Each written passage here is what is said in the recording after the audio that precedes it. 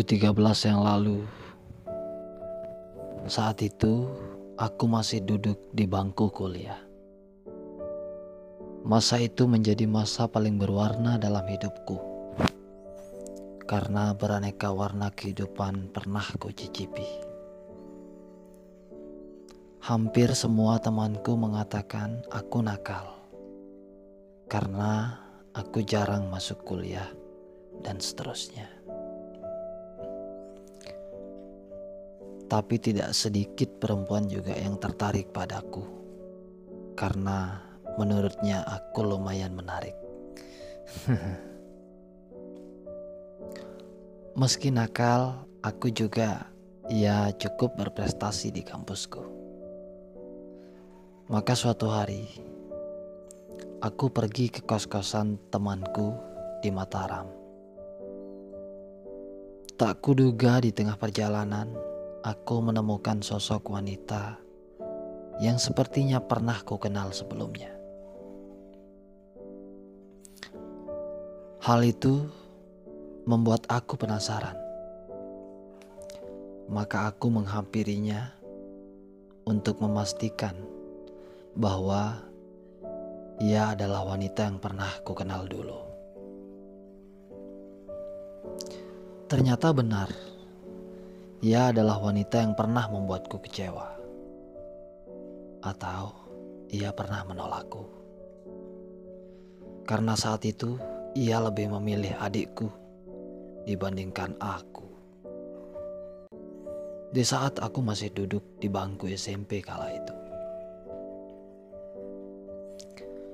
Karena rasa cinta itu tertolak dulu dan hingga saat ini, rasa penasaranku padanya masih tersimpan rapi di relung hatiku. Maka bagiku kesempatan itulah waktu yang pas untuk menjalin silaturahmi kembali. Dengan menghampiri dan menyapanya penuh percaya diri, dengan malu-malu ia hanya tersenyum sembari melirikku dengan tatapan manjanya penuh bersalah. Tak berlama-lama saat itu, karena tempat yang kurang romantis untuk melanjutkan perbincangan, maka aku meminta nomor handphonenya sesegera mungkin. Sontak seketika, dengan tulus, ia menyebutkanku, lalu tersenyum dan berpamit untuk pergi. Maka aku pun melanjutkan perjalanan ke kos-kosan temanku dengan perasaan penuh gembira.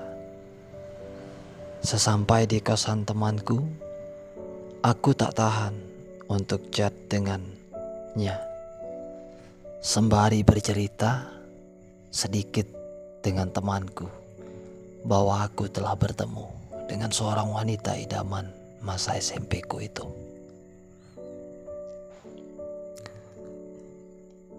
Maka kawanku saat itu berkata, "Wah, bakal CLBK nih kayaknya," ucapnya padaku. Aku tak fokus merespon dan belum menceritakan tentang wanita yang pernah menolakku itu. Karena aku sudah tak tahan dan sangat buru-buru mau chat dengan wanita idamanku itu. Maka aku buka handphone dan memberanikan diri menanyakan apakah ia sudah sampai di kosnya. Dengan cepat, via chat ia meresponku dengan baik. Maka mulai malam itu, aku mulai gombal-gombalan dengannya. Sejak itulah rasa cintaku pada pacarku yang sebelumnya menurun drastis, karena hadirnya sosok Wulan, wanita yang pernah buatku penasaran dulu. Sedikit kudeskripsikan tentang Wulan saat itu. Rambutnya lurus banget, hitam, dan kulitnya masih alami. Bodinya luar biasa menaklukkan para laki-laki.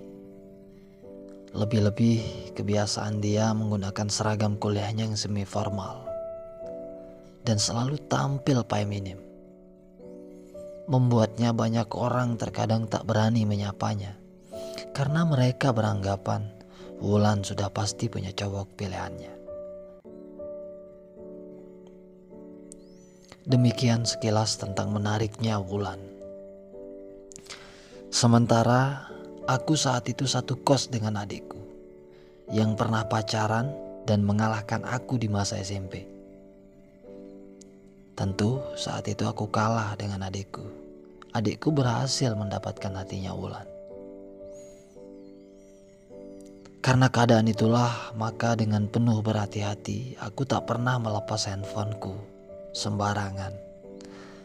Karena aku takut nanti adikku tahu kalau Wulan ada di Mataram saat itu.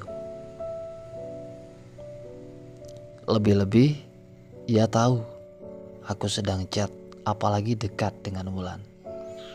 Bisa-bisa semua rencanaku untuk memiliki Wulan hancur berantakan. Karena sejatinya adikku dengan Wulan tidak pernah mengakhiri hubungannya dulu. Hanya saja mereka terpisah oleh ruang dan waktu karena persekolahan. Singkat cerita, 1 minggu setelah pertemuanku dengan Wulan, dengan saling mendalami satu sama lain, akhirnya aku pun berhasil membuatnya jatuh hati padaku. Maka malam Sabtu kala itu membuktikan bahwa aku sudah bisa memiliki Wulan dengan mengutarakan padanya, dan ia pun berbalas kata yang sama, "Aku mencintaimu." "Aldi," ujarnya tegas sembari membelai jari jemariku. Tanpa sadar bibirku menyentuh bibirnya di taman remang-remang yang menjadi saksi menyatunya hati dua manusia yang tengah saling mengutarakan cintanya, yakni aku dan Wulan. Seiring waktu berjalan, hari demi hari yang kulalui kini terasa sempurna karena hadirnya Wulan sebagai kasih yang sudah sekian tahun lamanya aku nanti. Dengan penuh sabar dan perjuangan panjang yang hari itu berbuah manis.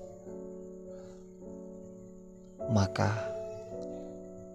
setiap malam minggu rasanya seperti dunia hanya milik aku sendiri. Karena malam minggu yang kulalui selalu ditemani Wulan sang kekasih. Dan tiap malam minggu ketika aku antar pulang ke kosnya, sebelum ku antar pulang, aku selalu mencari tempat remang-remang untuk saling membuktikan bahwa kita saling mencintai. Begitulah jalan kisah cintaku dengan Wulan selama berbulan-bulan. Maka tibalah pada suatu hari saat aku mengajak Wulan sepulang kuliahnya ke kos-kosan kakak minsanku. Hari itu, hari pertama kali aku berani mengajak Wulan ke kos-kos keluarga aku seperti kakakku pada saat itu, kakak minsanku. Dan ternyata tidak seindah yang kuharapkan. Justru sebaliknya di sanalah tanpa kuduga, tiba-tiba adikku itu menyaksikan keromantisan aku dengan Wulan.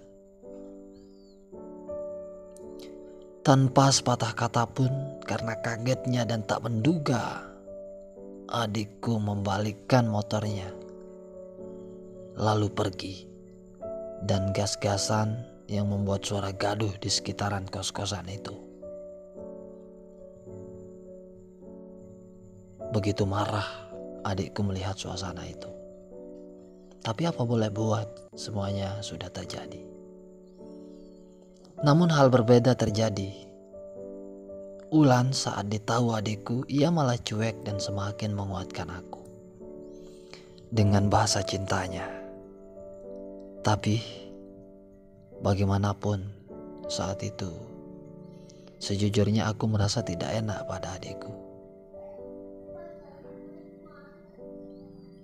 Maka sesaat setelah itu, aku mengantarkan Wulan pulang ke kosnya. Dan aku bilang sama kakak misanku, "Kak, tolong telepon adikku." Maka kakak misanku berusaha membicarakan baik-baik pada adikku via telepon, bahwa aku dan Wulan tidak ada hubungan apa-apa, apalagi hubungan yang lebih. Hanya saja apa yang adikku lihat tadi hanyalah suatu kebetulan. Begitulah jelasnya kakak misanku pada adikku. Tetapi karena mungkin adikku sudah terlanjur marah, ia tak percaya sedikit pun. Karena ia telah melihat keromantisan aku dengan Wulan dengan mata kepalanya langsung. Maka dengan marahnya menutup telepon tanpa sopan dan permisi. Maka sejak itulah adikku tak pernah pulang ke kos kami. Tak pernah mau mengangkat telepon dariku. Karena marahnya padaku begitu serius. Serta marahnya pada kakak misanku juga. Karena di benaknya aku dan kakak misanku telah bersekongkol untuk menyembunyikan hubunganku selama ini dengan Wulan. Kisah ini tidak berakhir sampai di sini.